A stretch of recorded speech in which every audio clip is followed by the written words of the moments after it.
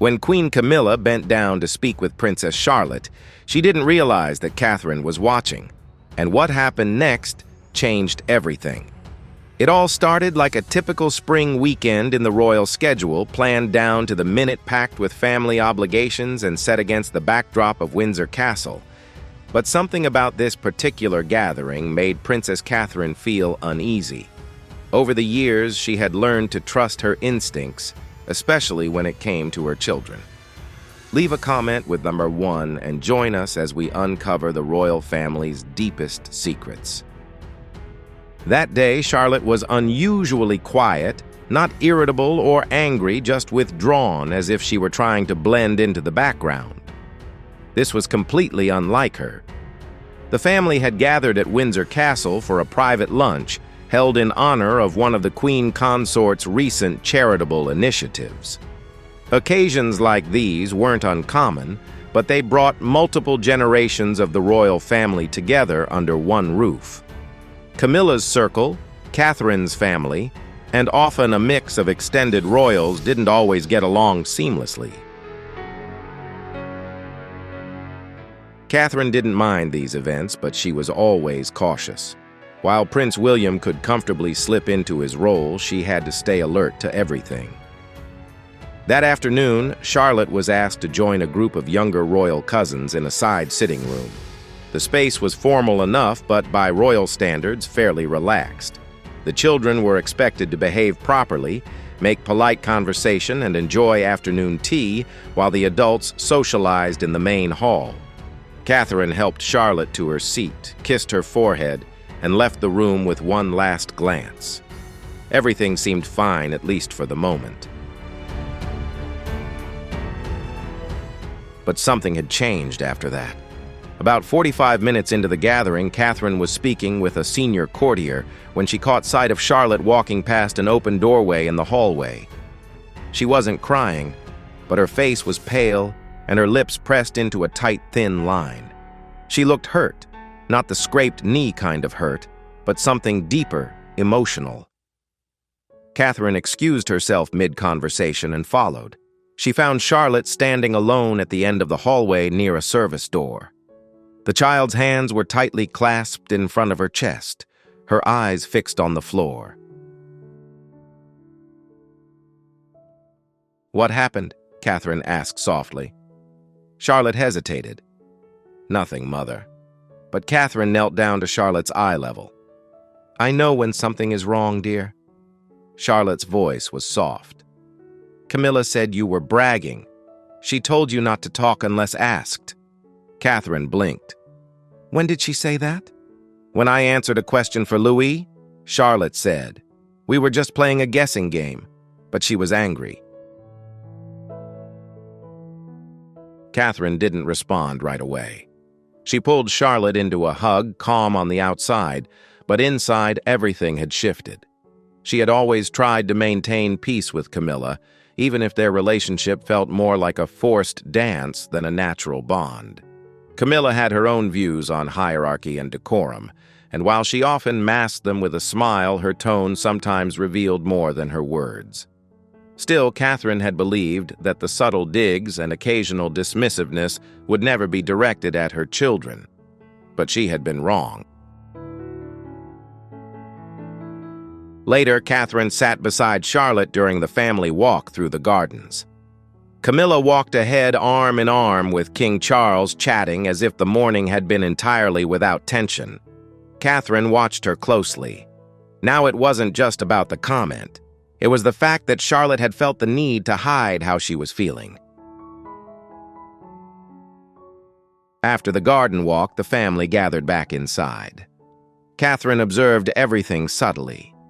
At one point, Charlotte reached for a second scone at the buffet table. Camilla turned, glanced down, and said with a half-smile, "Perhaps one is enough, darling. We wouldn't want to appear greedy, would we, once again?" Now, Catherine saw it clearly.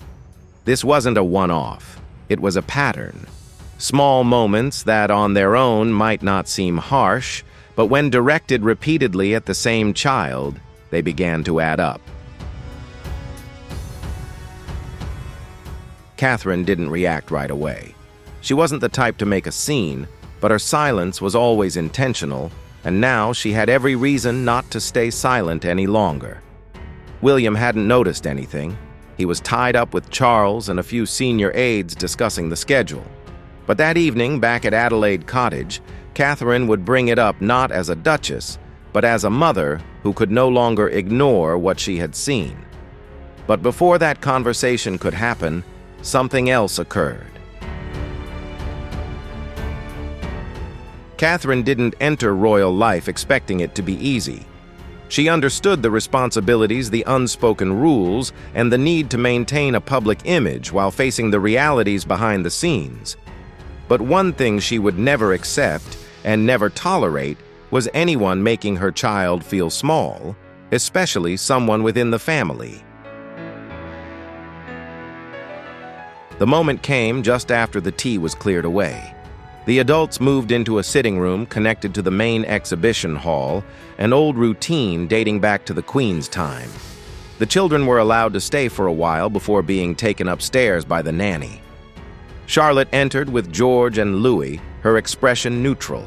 She sat by the fireplace, flipping through a book taken from the shelf. At that moment, Camilla walked in holding a glass of water, softly laughing with a long-time aide. She looked cheerful. She saw the children, gave a brief smile, then turned back to the adults. But just minutes later, the laughter faded. George and Louis had moved over to their grandfather, standing beside Charles, while Charlotte remained seated in the armchair. A few minutes later, Charlotte politely asked Camilla, "May I play the piano for a bit?" Camilla turned around. "The piano, yes," Charlotte said. "Just a little softly." Camilla took a sip of water, then looked directly at her. "Darling, that's not necessary. Let the adults have some peace. Why don't you sit still like a proper little lady, not loud, not cruel, but deliberate?" The words were sharp. Charlotte's cheeks flushed red. She quietly closed her book and folded her hands together. Catherine heard it. She was standing nearby talking with Lady Lansdowne. Her eyes shifted from Charlotte to Camilla. She didn't say anything right away, but her gaze lingered longer than usual, and Camilla noticed. Their eyes met for a moment before Camilla looked away. The room carried on. Conversations resumed, but the atmosphere had changed. That night at Adelaide Cottage, Catherine put Charlotte to bed herself. The house was quieter now. William was finishing a call with his private secretary, and George was already asleep. Catherine sat on the edge of Charlotte's bed and asked, "Were you upset today?" Charlotte looked uncertain. "A little, but I'm okay. You don't have to pretend," Catherine said gently. Charlotte nodded. "Granny Camilla doesn't like it when I talk too much." It was the truth, direct and unmistakable. Catherine kissed Charlotte's forehead, stood up, and walked down the hallway. Passing William's study, he looked up. "Are you okay?" he asked. "I'm trying," Catherine replied. William leaned back in his chair. "What happened?" Catherine told him everything, not angrily, but clearly. She repeated Charlotte's words, then described Camilla's cold remarks, the dismissiveness, and the repeated efforts to diminish Charlotte's presence. William listened without interrupting, but when Catherine finished, his jaw clenched. "We can't just ignore this," she said. "I agree," he replied, "but we'll handle it carefully." The next morning, Catherine decided to keep Charlotte home, skipping the next scheduled event. It was a charity garden project that Camilla had arranged for the royal children. Catherine made the excuse that Charlotte had a mild cold, but the truth was she didn't want her daughter in that environment any longer, not until she was sure it was safe. The news reached Camilla that Charlotte wouldn't be attending. She said little, just raised an eyebrow when an aide mentioned it. Then she muttered, "Probably too delicate to handle a bit of mud." Catherine heard that too. Royals often say more than they admit. The situation might have ended there if not for what happened the following weekend. It was a small, private dinner at Highgrove. Charles had invited both William and Catherine, hoping for a relaxed evening. The plan was simple: spend family time, reconnect, and discuss upcoming royal tours. But when Catherine entered the main sitting room with Charlotte, who had only come to say goodnight to her grandfather before bed, things escalated quickly. Camilla barely looked up from her chair by the fireplace. Charlotte entered, offering a polite smile, and said, "Good evening, Granny." Camilla didn't return the smile. Instead, she said, "You're not too tired to be here? I hope it was a thinly veiled jab," and everyone in the room heard it. Catherine's eyes never left Camilla. This time, she didn't wait until afterward. Her silence alone was enough to shift the atmosphere.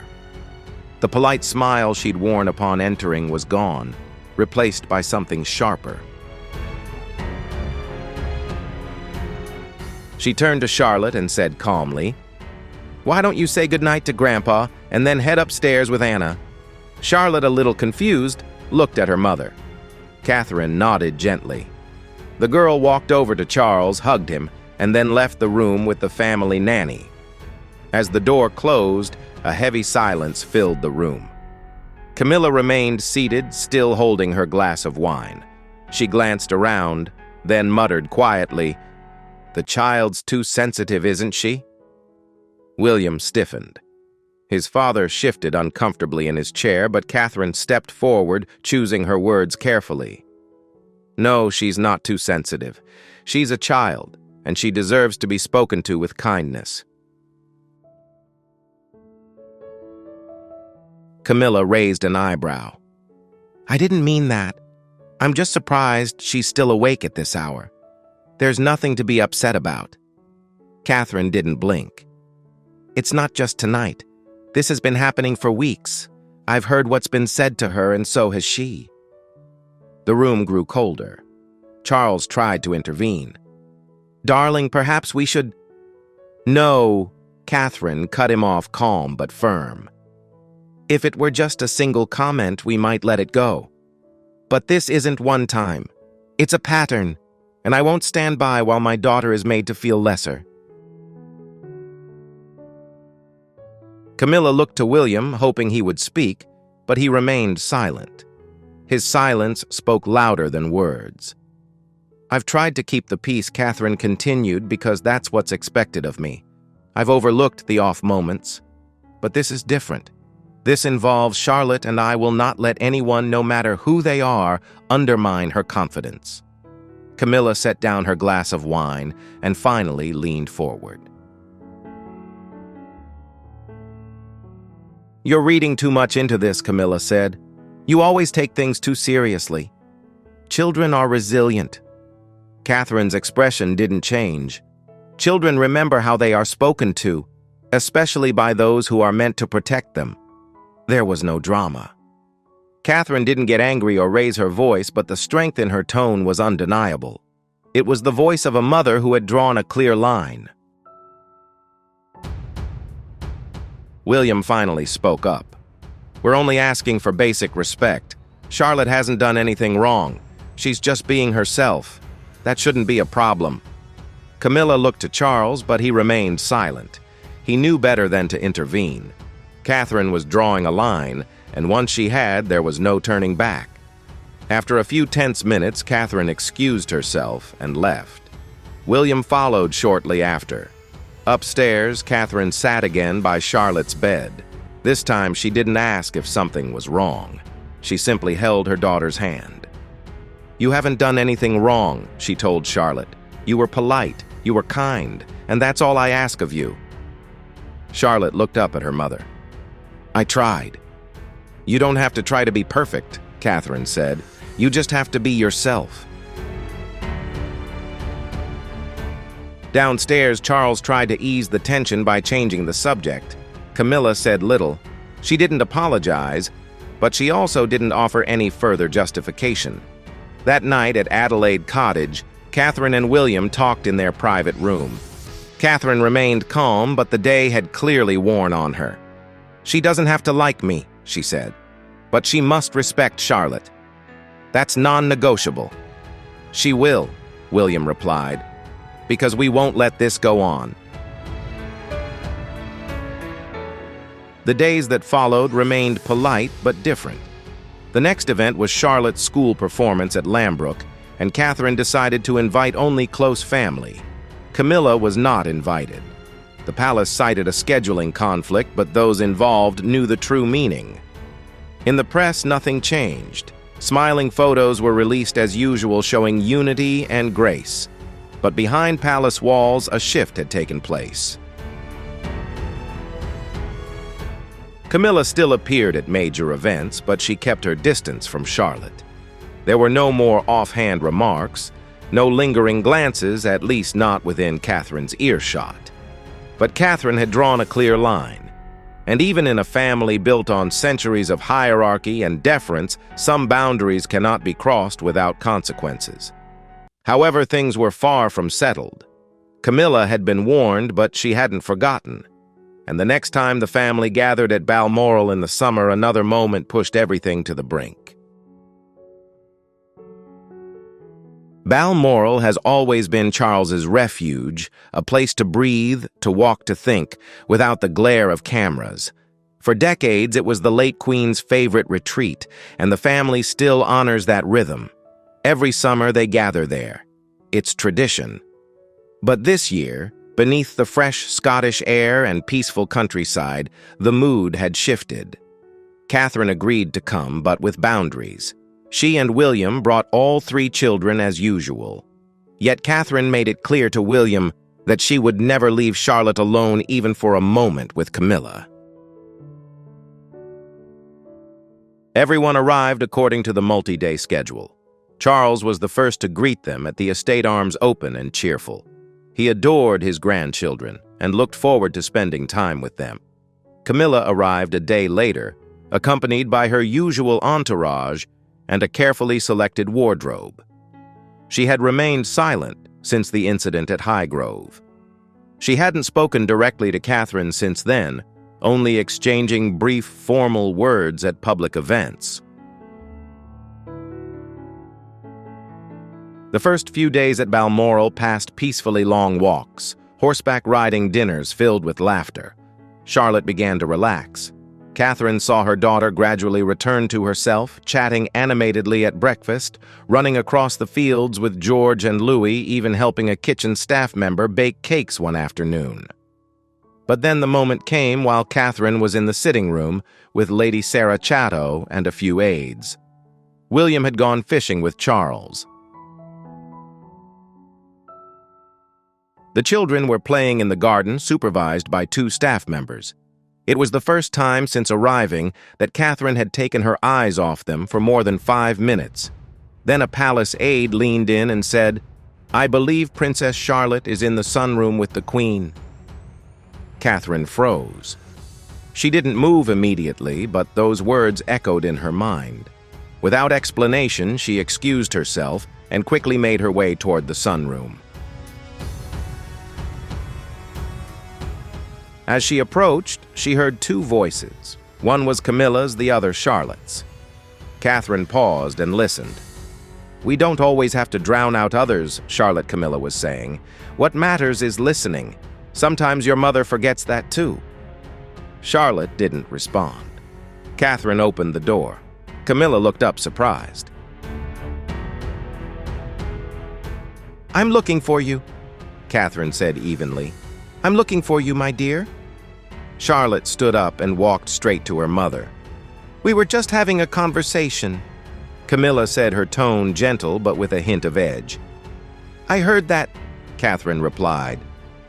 Camilla raised an eyebrow.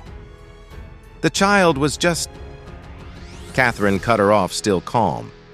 "The child is just a child, and she doesn't need to be corrected every time she speaks."